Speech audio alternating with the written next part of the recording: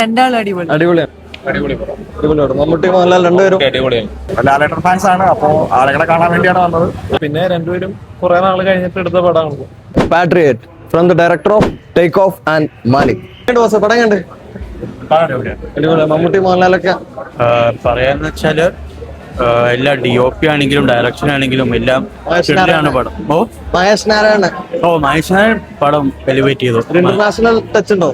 ഉണ്ട് ഭയങ്കരമായിട്ടുണ്ട്. എന്നാലും തീയിട്ടുണ്ട്. ഡയറക്ഷൻ ആണെങ്കിലും കാസ്റ്റിംഗ് പറയേണ്ട ആവശ്യമില്ല.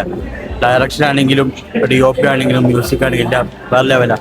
കാണേണ്ട പടം എന്തായാലും 100 200 ഒക്കെ അടിക്കും. ചാൻസ് ഉണ്ട്. പടം നന്നായിട്ടുണ്ട്. നല്ലൊരു ഹൈപ്പ് മൊമെന്റ്സ് ഒക്കെ ഉണ്ട്. പിന്നെ ത്രൂ ഔട്ട് ഇരുന്ന് കാണാം. വലിയ അങ്ങനെ വേറെ പ്രശ്നങ്ങൾ കാര്യമൊന്നുമില്ല. പിന്നെ മോഹൻലാലിന്റെ എൻട്രി ഒക്കെ സൂപ്പറാണ്. ലാലേട്ടൻ ഫാൻസ് ആണ്, അപ്പോ ആളുകളെ കാണാൻ വേണ്ടിയാണ് വന്നത്. എങ്ങനെയുണ്ട് പടം? കണ്ട് അടിപൊളിയായിട്ട്. മേക്കിംഗ് ഒക്കെ ഒരു ഇന്റർനാഷണൽ സ്റ്റഫ് ഉണ്ടോ? എങ്ങനെയുണ്ടോ മൊത്തത്തില്? ഒരു ഇന്റർനാഷണൽ സാധനം ഉണ്ടോ? കുഴപ്പമില്ല. ഫസ്റ്റ് ഹാഫ് നൈസ് ആയിരുന്നു, സെക്കൻഡ് ഹാഫ് ഓക്കെ. മമ്മൂട്ടി മോഹൻലാലൊക്കെ അവര് നൈസ് ആയിരുന്നു. ആര് ബെറ്റർ ആയി?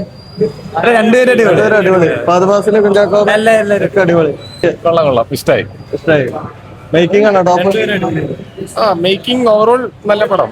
മഹേഷ് നാരായണൻ പടം ക്ലൈമാക്സ് ഫൈറ്റ് ഒക്കെ എങ്ങനെയുണ്ട്? കാർ ചേസിംഗ് സീനൊക്കെ അടിപൊളിയായിരുന്നു. എങ്ങനെയുണ്ട്?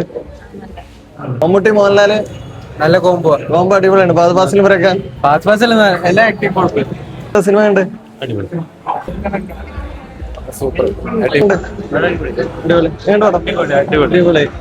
ഡീറ്റെയിൽസ് ആയിട്ട് പറയുകയാണെങ്കിൽ ലാലേട്ടൻ മമ്മൂട്ടി കോമ്പോ അടിപൊളി. എന്തായാലും 100 200 ഒക്കെ അടിക്കും. ചാൻസ് ഉണ്ട്. ഒറ്റക്ക് വന്ന് തീട്ട് പോകുന്ന രണ്ടുപേരും ഒരുമിച്ച് വന്ന it should be A blast.